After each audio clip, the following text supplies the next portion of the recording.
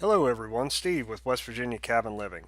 Hey, in this video I want to show you some software that I've used over the years for my cabin improvement projects, some of my, new builds that I've done down at the cabin, and just kind of help myself visualize things and maximize my time when I'm down at the cabin actually working on something. So I want to show you where to get the software, show you some of the projects that I've done with the software, and then finally I'll just kind of run you through just a quick tutorial to get you started with the software. So the software in question is now called Sketchup Make. This was originally developed by Google. It was called Google Sketchup. That's where I started out with it.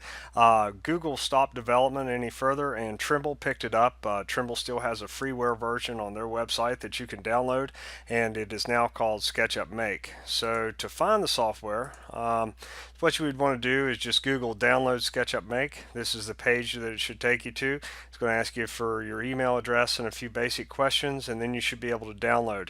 I downloaded this in 2016, so the version that I downloaded was actually SketchUp Pro, and it ran as SketchUp Pro for 30 days. Afterwards, it lost some functionality and just became kind of their freeware version. But the functionality loss was nothing serious, nothing that really affected me. You can still do quite a bit with it. So minimize this, and just kind of this is the version that I have on my computer. Click OK to get that out of the way, and I'll start with one of the projects here that I did over the years. For those of you who may have watched our Inside the Cabin tour video, this is the set of steps that goes up to the loft in our cabin. And if you remember, there was a propane refrigerator, there was a door right there. You open up the door, it's kind of a closet, and this set of steps was inside that closet space there. So up here would be my loft floor, and down here would be my main cabin floor. This is actually the amount of horizontal distance that I had to get this amount of vertical in. So you can kind of see what I was working with here, and it really ended up being a very steep set of steps, really almost kind of on the ladder side of things more than a set of steps, but that's kind of what you have when you have a limited amount of horizontal space to work things in.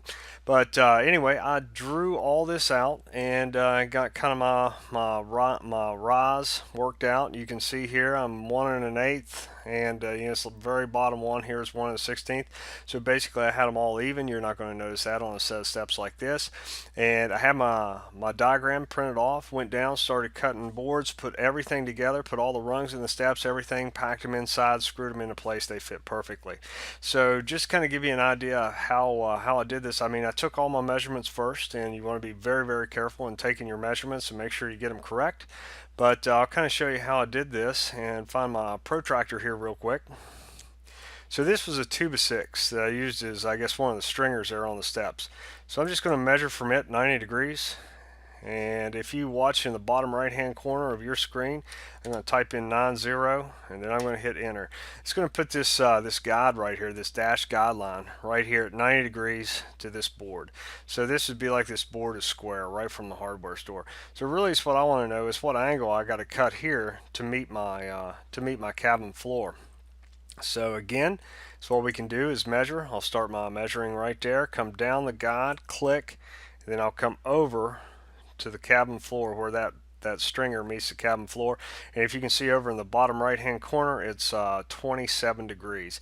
And I'll swing over there real quick. Right here's where I'm talking about. Of course, it's going to change when I move my cursor, but as I move my cursor back, you can see 27 degrees. So essentially it's what I did, folks, is I set my miter saw at 27 degrees, made this cut. Let me grab my hand real quick. It's a little easier to move around. So I made my cut here at 27 degrees, and then I used these measurements here. I measured up 9 foot 1 1/8 inches, and I made a mark on my 2x6 on my stringer.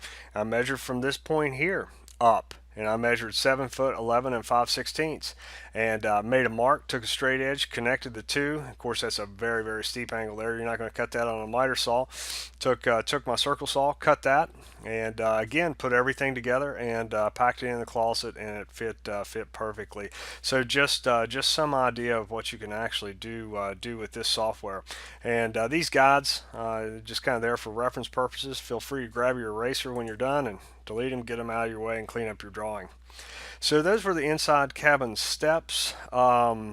Here's another little project I did. For anyone that's watched, I think it's our third video, our structure tour, where we kind of tour around the outside of the buildings we have down there on the property. This is the little set of steps we built to put in the shower house. So worked out really nice. Got the rise equal on every one of them. Nice shallow rise, really nice little set of steps. And you can kind of see how I had it all drawn out here and everything, and just ready to go. So let's see what else we got. Oh, here's your good one. Now this is actually in 3D. So this was me thinking through my shower house, just in the very early phases and how big I was going to make it. We ended up making the building 6 foot wide and 10 foot long. But you can see here, here's a water tank that we pack water to inside the building. This is my door, my main entry door here, 2 foot 6 inches. So essentially is what it is a 30-inch steel door. And over here where I have this guideline right here, this dash line, you can see that's where the actual tub sets for the shower. So this is me just kind of walking through the process. Hey, am I going to have room to open up the door? Is my tub going to fit in here? How big of a water tank can I put in? And you can see that I've got both my inner walls and outer walls drawn here. So essentially these measurements inside here is taking into consideration both my studs and my interior sheeting. So yeah, I had this box on the side here, and one of my thoughts, I guess, initially was put my generator right there to run the lights and everything, and I chickened out on that because I was afraid something went wrong with the generator. I'd lose the entire building. So, but that was kind of the initial thoughts there on the shower house. Let me see what other projects I have here. Oh, so here is the rafters that I have for my shower house. And I know a lot of people that are probably more schooled into carpentry than I am can just take a frame and square and just walk right down this rafter and lay everything out. I kind of wanted a little bit more assurance while I was down there doing it. So I had this drawing printed off, and you can kind of see, I had my ridge pole, what I needed there, had my rafter lengths and everything, my length or whatever from tip to toe down to the I guess the bird's mouth down here. And kind of had an idea how I was going to work my soffit and everything, my fascia board, which actually just ended up being a pressure treated 2x6 that I cut at a 45-degree angle. But kind of had all that stuff thought through and everything before I even started cutting. Took this down, used my measurements, and started cutting rafters. Everything fit perfectly. Really worked out quite nicely. It's a nice feeling to be cutting rafters and everything's just falling into place. So here's a project that never really materialized, but you can kind of see a little bit better what you can do in 3D in this program. This is going to be a little guest cabin. Here we had some storage space. Up here we were going to have a loft. This was kind of like a little bunk, but we never actually ended up doing this. But I kind of left this side open, just kind of visualize the inside, and then you can kind of see on this side here's kind of I just finished this off, some siding, some and a roof there. But yeah, a little guest cabin, never quite materialized, but just something we were certainly thinking about. And here's kind of where I'm at these days. This is my cabin right now, as it sets right now. Essentially, I'm 16 wide, I'm 24 long. I got 12-12 roof pitch, so 45 degrees. So I got an 8 foot to this absolute tippy top of the loft upstairs. Now I have a front porch on the cabin right now. It's 7 feet. And I think it's at about a 312 pitch on the roof on the front porch. So I have this front porch, but one thing I'm kind of considering right now is putting a back porch on, and not so much for the room to actually set and or anything like that. We get quite a bit of rain up there. We have a lot of leaves, so gutters are kind of an issue. You also have a very steep metal roof, which sheds snow, which is a problem for gutters. So to kind of get the rain to come off the roof a little bit further away from the cabin itself, I thought about just putting a back porch on. I'm still kind of torn with it, but I'm just kind of working through various widths. How steep do I want my roof to be? Do I want it to match the front? How's it going to look overall with the rest of the structure? And that's one of the beautiful things about this software is you can actually just kind of visualize those things for yourself right there on the spot, and have a real good idea of what your finished product's going to look like. So that's kind of my little project that I'm sitting here thinking about this summer. I'm going to show you guys in just kind of a quick tutorial here to kind of get yourself started. If you do download the software and start to use it, the first thing I would do, I think you got to choose a template, and I think I usually do the architectural template where you have feet and inches, and you can also build fractions into that. That's no problem. But once you kind of get to this blank screen here, one thing that I would do, go ahead and whatever you're going to start drawing in, what view, if you're looking at the front of the building, make it the front. If you're going to look down on it, start from the top.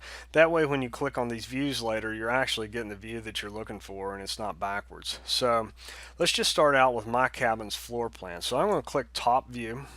I'm going to come over here to my pencil and I'm going to drag out a line. Now the line's red, so that means it's a nice straight line on the red axis. So over in the bottom right hand of the screen, I'm going to type 20 and an apostrophe for feet. Hit enter. I just drew a 20-foot line. Whoops, sorry.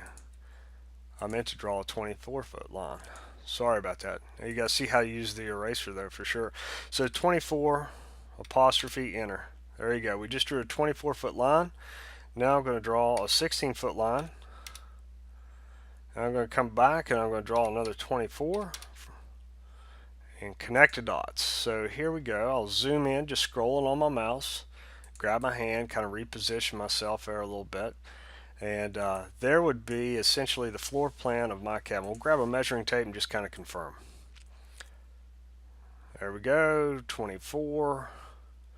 There we go, 16. So hit your escape to get out of your measuring tape. And another thing I was going to mention to you real quick, you're seeing all these lines here. These are essentially your axes. You can go to your view and just uncheck axes and get those out of your way if those are bothering you. So here's my cabin floor plan. You could do a lot with just this, picking out, okay, I'm going to divide this off, make this a closet. How is this going to look? Am I going to have enough room for my sink and my wood stove here? There's a lot that you can do with just this kind of flat 2D type thing. But if you want to kind of go into the 3D realm, come up and click on your ISO. And so now we're kind of looking at things in 3D. Come over and grab your push-pull right here. You can see that push-pull. When you put it on this this rectangle that we've drawn, you kind of see how the little dots show up. So go ahead and click and then move it up. And we're going to drag this box up for an 8-foot wall. So again, I can measure with this and tell it how far to come up. So in the bottom right hand screen, 8 apostrophe, hit enter. There you go. So now we've got a 16 by 24 structure with an 8-foot tall wall. I guess the next thing we could do is probably put a roof on it. So let's go for a side view. Let's go for the right side here. So now we're looking at the right hand side. So this is on our 16-foot width essentially, and now my cabin has a 12-12 pitch, so it's pretty easy. That means I'm going to be 8 foot tall in the middle because I'm going to be half of my 16-foot width. So I'm going to go ahead and type in 8 and an apostrophe, and we're going to draw a line straight up 8 feet tall. There you go. So there's my peak. Come over, I'm going to connect a dot there, and I'm going to connect a dot there, and there we have essentially a 12-12 roof pitch on this structure. Now one thing I wanted to mention, when you're kind of coming over here, see that when the dot kind of turns blue and it's round there, that means you're at the midpoint of that line. Now this line here, we don't need that anymore. I was just using it just to draw with. And we'll just grab our eraser, click on it, and it's gone. So now you can see our midpoint should have changed to right here in the center. So let's go back to ISO or 3D view. And another little tool that I like to use a lot, you can see this kind of this circle with a stick in the middle. That allows you to spin things around a little bit. I like using that a lot. And it's what I'm going to do is do a push-pull here on this roof and just drag it over the remainder of the structure. So I'll get it started in the direction I want, and then I will type in 24. Again, bottom right hand of the screen there, 24 apostrophe, enter. There you go. So essentially that's the outside of my cabin. It's not very fancy, but that's kind of what the structure is. 16 wide, 24 long, and we've got a 12-12 pitch, a roof over the the remainder of the structure there. So there you go. That's the basics of SketchUp. There's a lot of different tools here. If you look on your tool menu, tape measures, protractor. Protractor is one that I use a lot, just kind of get my angles that I want to cut. Quite a bit to the program if you take the time and sit down and use it. So if you guys have any questions or anything about the program, I will do my best to answer them if you care to comment there. But hopefully it helps you along in your projects that you have planned there for this year. That's all I have, folks. Thanks very much for your time. Have a good day.